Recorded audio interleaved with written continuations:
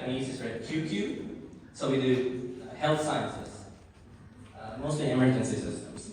And on the other side, you'll see something called Asian African Chamber of Commerce. We're an NGO, a non-national Chamber of Commerce. So we don't really work for the benefit of one country.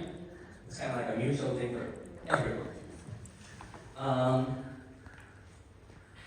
Thanks. I'm actually going to focus on today's topic, interestingly enough.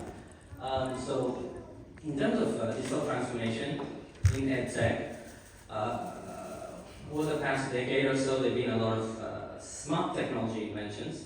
Some of you are probably wearing smart watches. Raise your hands. Wow, I did not expect that. Some of you have smart glasses. I'm sure none of you actually do. Some of you might have started with smart whiteboards. If you're younger. Quick show of hands. How many of you are 50 plus? Oh, wow, small population. Only one. You only have 2 people. How many of you are like in your 30s plus, but under 50? Oh, okay, it's like majority. How many of you are under 30? Oh, also quite interesting. Okay, so then some of you grew up with technology, like really modern day technology. Some of you probably grew up with, I don't know, that abacus and like a slide ruler, no offense. No offense to any of you. So technology has evolved quite a bit, especially in the past decade or so. Even what I'm doing right now with a wireless mic wasn't available like 40 years ago. So even simple things have advanced quite a bit. And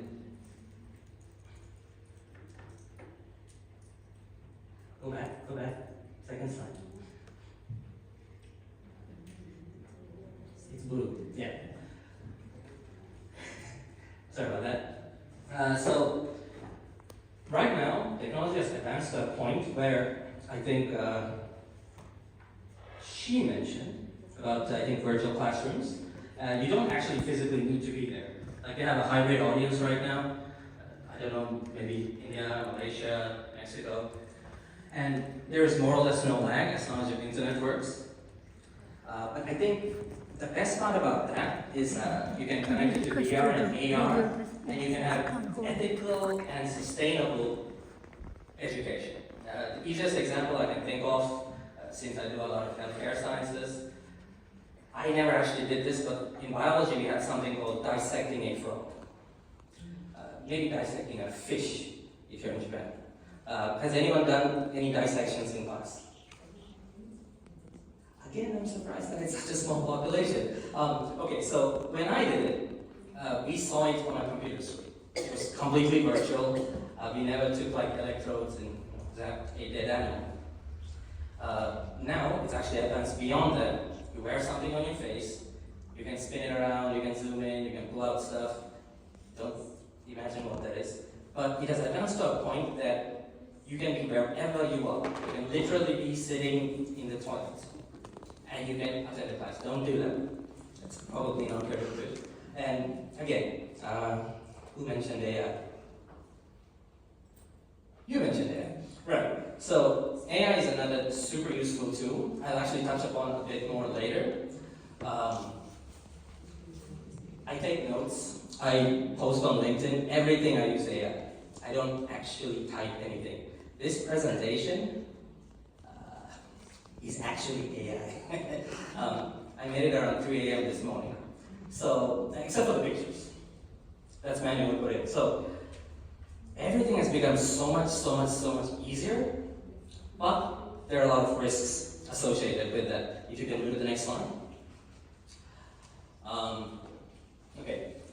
Again, this kind of touches on her topic. So there are a lot of inequalities in education because of the technology. Let's say my school, I think my parents paid about 3 million yen, maybe 20K USD per annum. I would say that's a huge investment. Yes. Yeah, I would agree. And so I had all the tools at my disposal. I think we had to have a laptop that was mandatory. I think they also made us buy a Mac, which is extra expensive. There were a lot of tools and software suites, including CAD, that's like a graphical design software.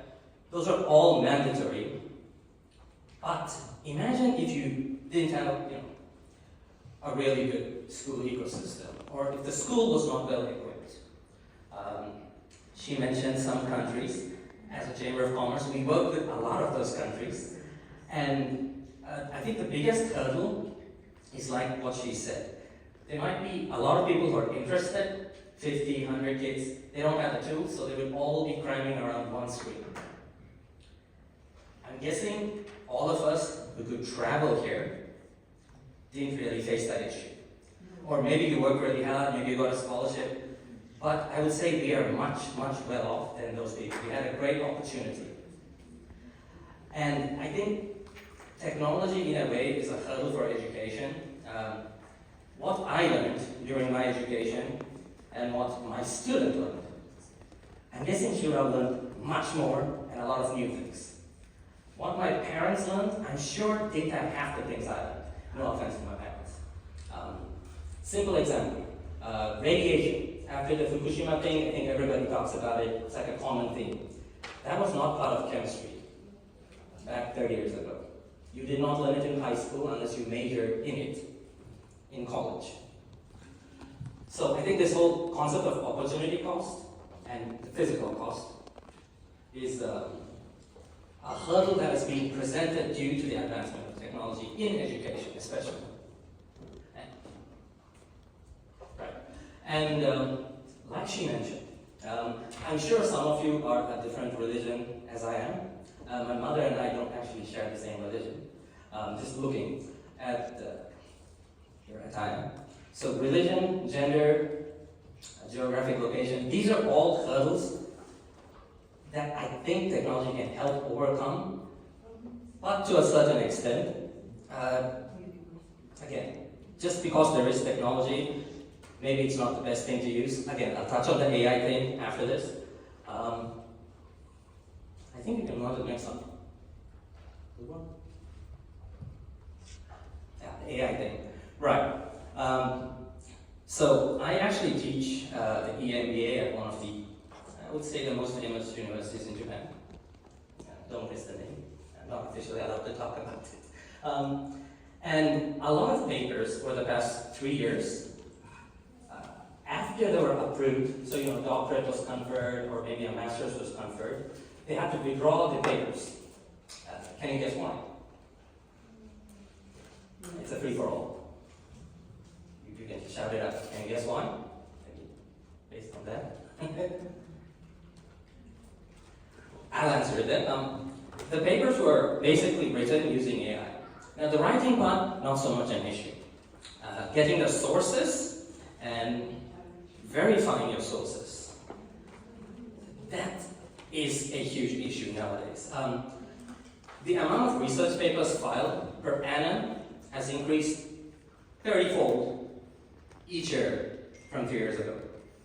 That's a lot of papers for professors to go through. Obviously, there's enough software to detect AI and kick it out, but I honestly think that though it has become convenient, this advent of technology, advent of AI, some of us in academia especially might be overusing it.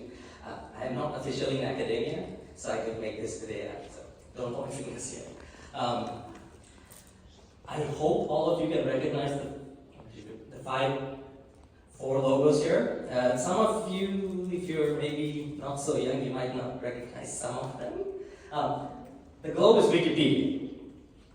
I hope all of you know Wikipedia. It used to be the source, unofficial. You can never quote it for anything, but the source for quick information. Nowadays, most people get their information from SNS. Terrible source of information, honestly speaking. Especially in my field, medical field. They are MDs, actual doctors who post things that are kind of iffy. During COVID, it became very, very polar. Some people would say, wear a mask. Some people would say, don't get the vaccine. Information was all over the place. And if experts can do that, how are we to know better? Right? There's no way. If a doctor says do something, you tend to believe this. They've gone through many years of education to get those certifications. More recently, there was a lot of, backlash. This is post-COVID vaccination weird theories. I'm not going to say whether they're true or not, because I have no idea. There have been rising cases of cancer that are attributed to the vaccine. I honestly don't believe in it, but I can't say yes or no because I'm not a doctor. On TikTok, that's been buzzing all over the place. And the main audience for TikTok are younger people. Maybe they're in their teens, maybe they're 20-year-olds. And that is our future. They're the ones who are going to graduate, get jobs, and sustain economies. The older we are, so to speak, we are closer to the end of our life cycle. So we're going to be reaping more than we sow in that sense, right? We probably will start paying for our own children's education at some point. Of course, most of you maybe already are. So vetting the information is, I think, a very crucial factor. And at the moment, there is actually no clear-cut solution to do that. I don't really use TikTok. I don't really have time to watch YouTube, but Instagram is a great marketing tool as a company, as an individual. I do see random things about education. It's usually something religious or politically fueled. But as a person who's been in that field, I still don't know the validity, whether it's true, whether it's false. And I think that is a hurdle. Again, these are all, I think, both positive and negative. It's kind of hard to balance it. It's up to the people, so educators and people getting educated. It's like a balance game and a power game. I hope there is a solution, and I'm kind of going to do a bit of marketing for my company. We're actually creating a metaverse solution that utilizes AI, but more importantly, that breaks down barriers. Kind of like her approach. Sorry, I keep referencing you. So let me just be very frank. So I'm an Indian citizen. I've lived in Japan about just under 30 years. I did my primary education, Japanese public school, so I'm actually fluent in Japanese. And then I went to an international school, went to the US, then I have a UK background after that. So pretty mixed. I don't actually have an education that's Indian in any way, but I would say that's pretty international. I might have also been homeschooled for my initial years for English. Let's say that's not Indian. But I think the biggest hurdle I faced, so I'm in my mid-30s, so when I was maybe in my teens, the internet started emerging. The infancies of the internet, let's say. So even if you Google something, you wouldn't get like a million hits. You'll more or less get legitimate hits, because nobody has populated the internet with garbage yet. Over the years, people started putting blogs, putting random stuff, pictures and everything. So the quality of information on the web, I would say, has deteriorated quite a bit.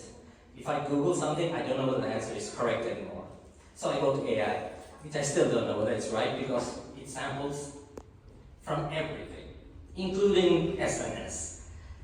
Again, it's like a catch-22. I have no idea what is legitimate information, what is false information. So our solution is basically like a 24/7 school online, where you don't get to see anybody's face. Reason being, there might be some religious thing, there might be some geopolitical tensions. There are just so many issues nowadays. I think gender is another issue. Age is actually an issue. For example, in Japan, you have to be 18 to join college. I would say makes sense. But a lot of countries let you skip grades. How many graduated high school or +2 or whatever it's called before college or bachelor's before 18? So like you were 17 or 16.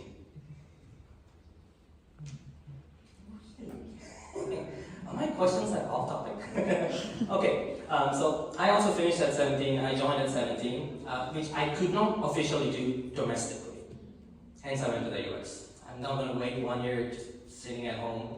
Indian parents are not going to let you do that either, so other reasons. But we want to make an inclusive space, a safe space, and we want to use technology to do it simply because more or less everybody has a Visa phone. It doesn't need to be the latest iPhone that costs like $2,000. Anything that connects you to the net will give you access to free education. Very important. Free education in any language that you speak. That's what we're trying to do. I think there's another slide. So I did mention I'm a STEM guy. And I also kind of mentioned what they're doing in that picture. So, I'm actually going to pose a question to the audience. But maybe before I pose that question, how many of you study at a campus or in a hostel or a dorm, or like you went to school every day to study? None of you went to school to study? Are you all remote studying people? Okay, how many of you maybe saw a paradigm shift during COVID or something in recent years? Also low, I mean, you can raise your hand, some exercise. Okay, right. How many of you did not like remote studies? Remote learning? Oh, interesting. Did you like it because you didn't, or they didn't know whether you were actually listening, you could like relax, or was it because you learned less? What was your reasoning? Anyone, just raise your hand and dive in. Whether you liked it or didn't like it. I'm just curious. As an educator, or, either side, giving or receiving. As an educator, I presume. Okay. Well, I did a study. I am from the Philippines, and because of the emergency remote learning, we all had to make sure that we continued on with our education. All right? So I was very uncomfortable as a teacher because, again, I wanted to make sure that the students had access. Unfortunately, we have asymmetry in access in terms of internet, in terms of gadgets, tools, and all the more it was something new to everyone. So as an educator, I thought I had to do something. In fact, I had to publish papers on remote learning as well as on community of inquiry, because then again, for educators, we have to understand that students deal with materials that we provide, deal with their co-learners, as well as deal with the teachers. Much of this I've learned that I didn't have a single unit in education.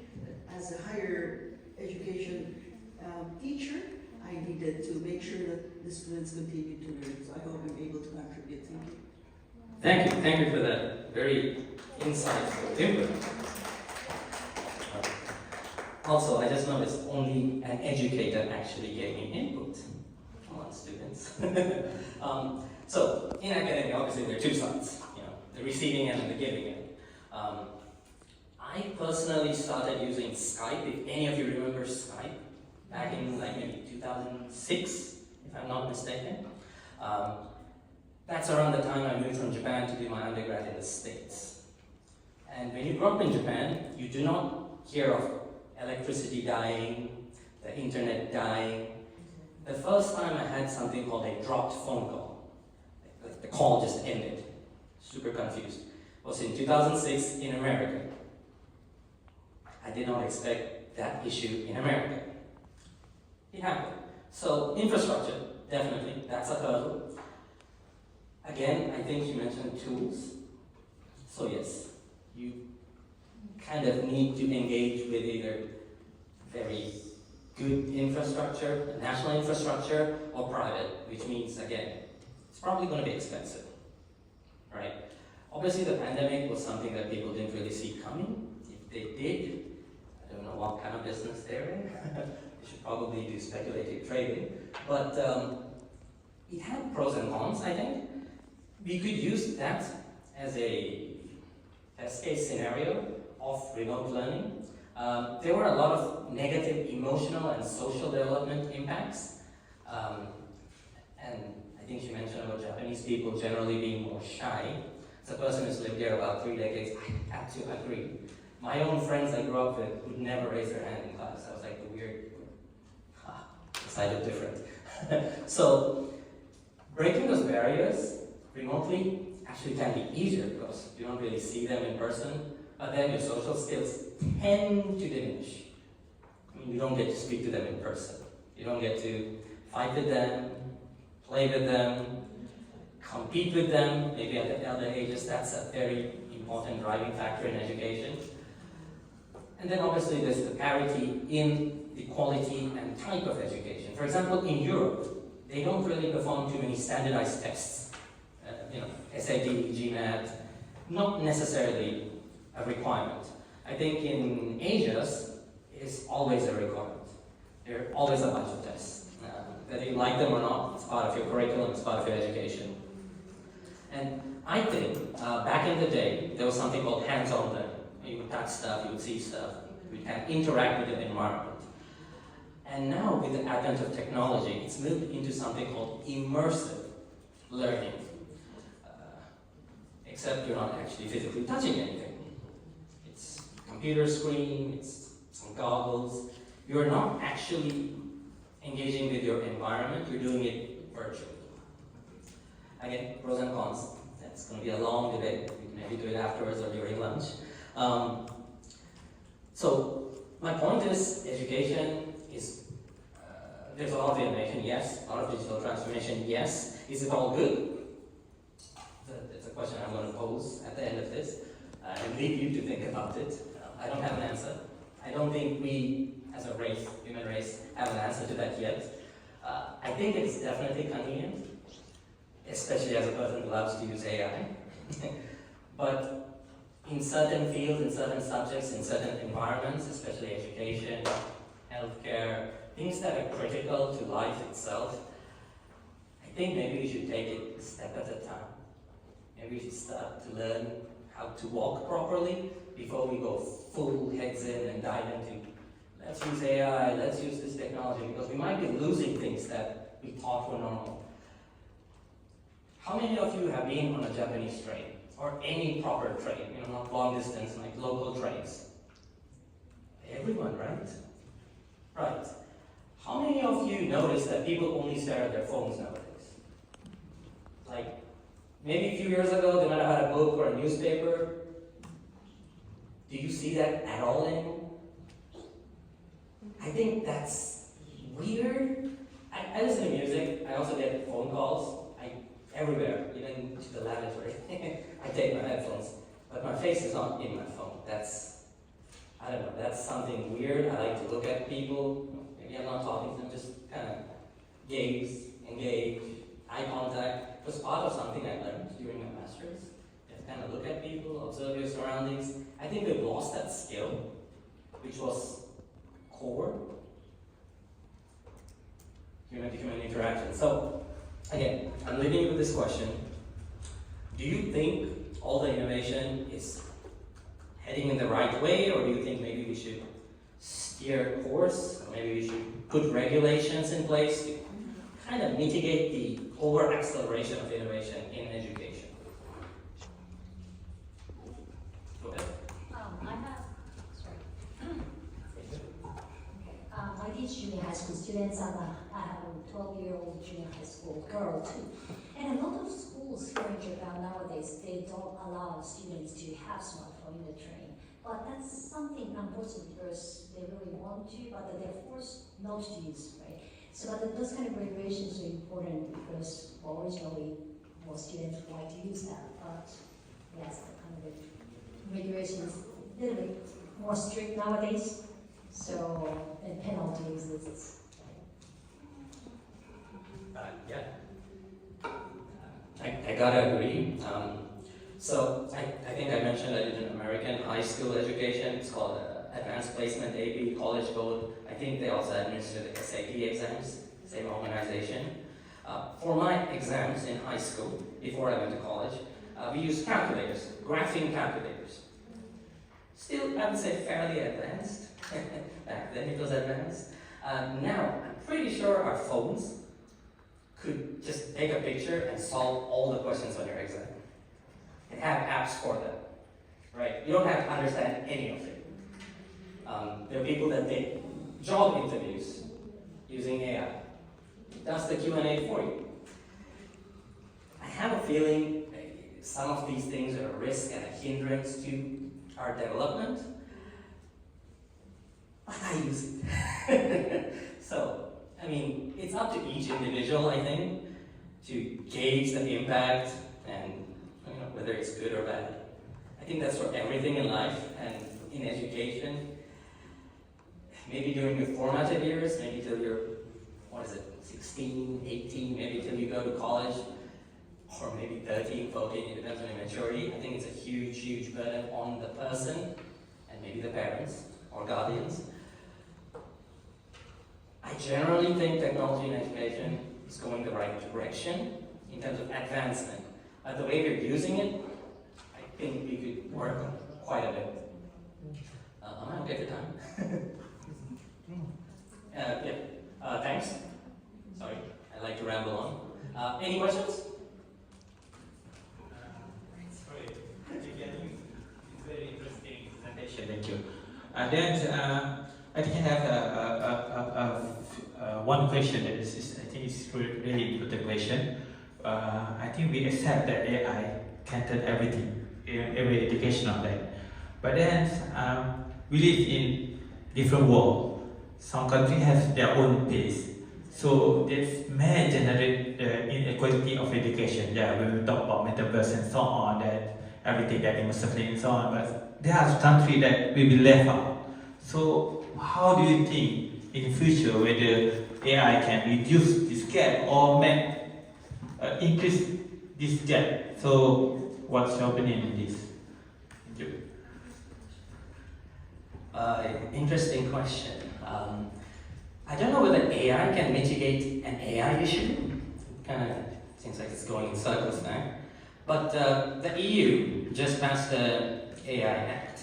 I think it just went into effect in May or June of this year. July. Okay, then it's this month. Okay. So then July. Thank you. So there are certain governance rules, policies that have been put in place, but I think that's more to mitigate risk rather than kind of bringing everyone to an equal platform. Irrespective of technology or education, there's a reason why there's a term called emerging markets. I don't really like the term. I mean, my own country is considered an emerging market, but it's like what, GDP fourth or fifth or fourth officially? I think it's about Japan, under Germany, right? Yeah, right. It doesn't mean everyone is at the same literacy level or has access to education. I'm pretty sure we have like 1/6 of global population, but access to basic infrastructure, including education, is lacking. So I think this is a broader, wider macro issue that everyone has to work together. I don't want to sound like an optimist, but I don't think we have a choice. Because if you look at global impact issues, for example, global warming or climate change, if one country does it and one doesn't, I mean, what's the point, right? So even education, either we bring everyone together, pick them up, walk with them, or kind of have to leave them behind, because then they would be the weakest thing. It's very bad way of putting it, but that's like government policy level. We need some advocates in here to change that, but I don't think I have the power to affect that yet. Thanks for the question. If anybody has any input on that, feel free to raise your hands, but I think that's a very, very touchy topic. Thanks. Anyone else? It's like not a single phone. Sorry, is that okay? Thank you so much for your insightful presentation. And nowadays, a lot of junior high school, or not junior high, sorry, high schools allow students to repeat grades. grades, Mhm. but not really allowing them to skip grades. Or you lived in Japan for a long time, right? What do you think about this academic acceleration system? Do you think they should adapt that acceleration system in Japan, or they should focus on conformity, collectivism? Okay, I have a nice answer for that one. So I went through the Japanese public system till Rokunin, which is 6th grade, end of elementary school. And then I skipped 7th, and I joined 8th. Hence I finished at 17.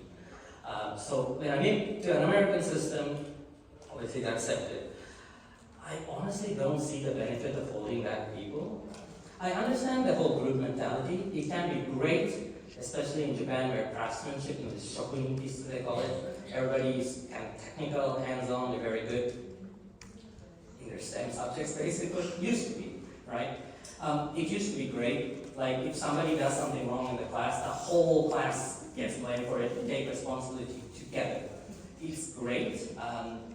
I don't want to use the word, it's very socialistic or maybe communist-ish. But I think it's a good sign of that. You know, you don't blame one person, you don't point fingers, like I said, weakest link. You kind of take the burden together. But I think there's more merit in letting us, if you're smart or if you're good at something, even if it's one subject or one topic, why not let them excel? Why should you keep them back? In math class in elementary school in Japan, there was something called doryu. It's like your practice sheets for math. And they would only let you finish up to the chapter you've done in class. You get scolded if you try to go ahead for some reason. Crazy reason. Like, you could just finish it in the first month and be like, I'm done, but they're like, whoa, you're erased. So, I honestly think that was totally wasted. I just lost all interest. I was like, wow. I don't even get graded in Japanese elementary school, so I was like, why all that? It's not going to affect me at all. If I know it, I know it. So, with my character, it really didn't make a difference. But Japanese tend to be kind of quiet, more introverted.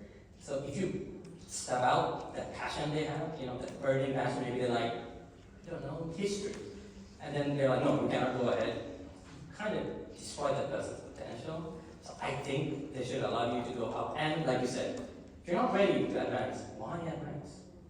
Take your time. Understand it. It's your fundamentals. Everything after that, a certain point, you build upon your basics, right?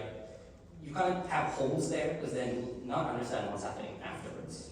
So I think both kind of holding them back and letting them go ahead are totally be viable solutions. That's my opinion, though.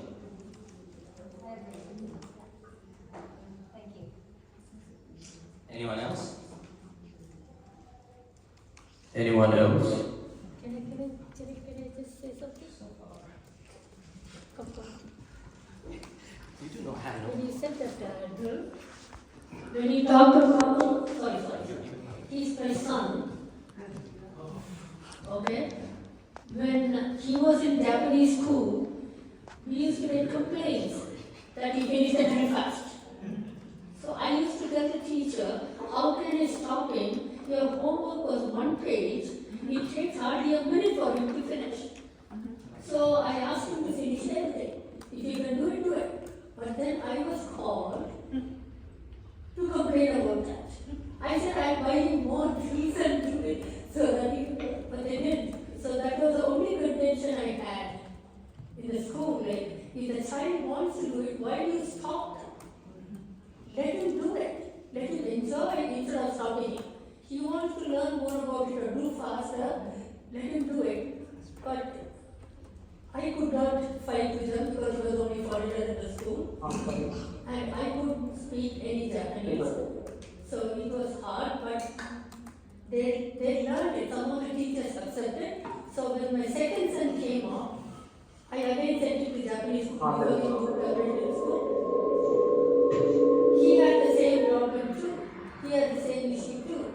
But then I didn't confront the teacher because I knew that there is no point confronting because nothing is going to happen.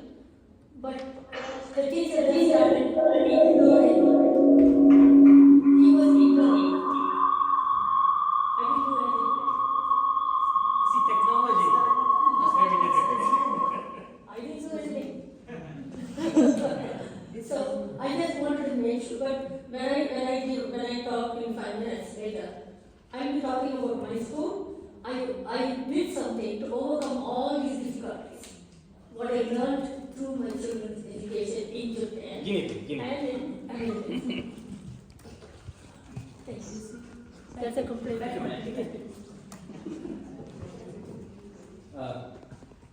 Should I wrap it up, or like I'm Yeah. going on and on and on? I could probably spend a whole day here, but which okay is that? The Indian okay, as in like You don't get 2 months. oh, so I get another. I have 2 more minutes. Anyone? You sure? So far. I enjoy listening to Taylor Napi. But my question is, this is the problem that I think kasi I'm from the Philippines.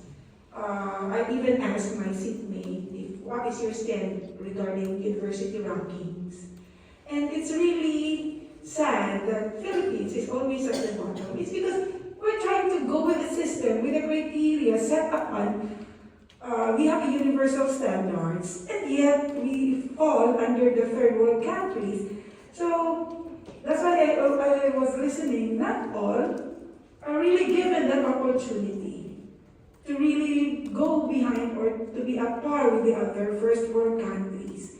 So what we try to go into is the inclusivity, but really when it comes to resources, not all are really gifted with all the resources. I'm an educator, and it's really, even in the Philippines alone, catering the needs of our higher education students. I'm trying to question, kasi the system is, they have in the senior high, there are different strands. And when they go to higher educations, we have to accommodate all of them. That's why we have difficulty catering these students. I am into science, and then these students who are enrolled in basic BS in science comes from tech block. That's why there is really they cannot go beyond the competencies that are really needed for BS in science. Thank you. Thank you. What you mentioned, I don't know, I'm going to keep going on. Sorry about that. Just a few seconds, maybe a few minutes. She mentioned the Philippines and the university ranking. I think there is also an aspect, two-sided obviously. The main aspect that I want to first talk about is you always see the US and UK universities on top. I don't think it's about quality, it's about funding. They import students. It's a huge industry. They charge an arm and a leg, maybe your liver and kidney too. I don't think the quality is that different. Maybe they have more technologically advanced courses, maybe they have paraphernalia. Does it mean they're learning more? Networking. Yeah, that's what my high school was about too. That's why I'm a serial entrepreneur. I work with a lot of my classmates' fathers. So yes, you're paying for other things, I think.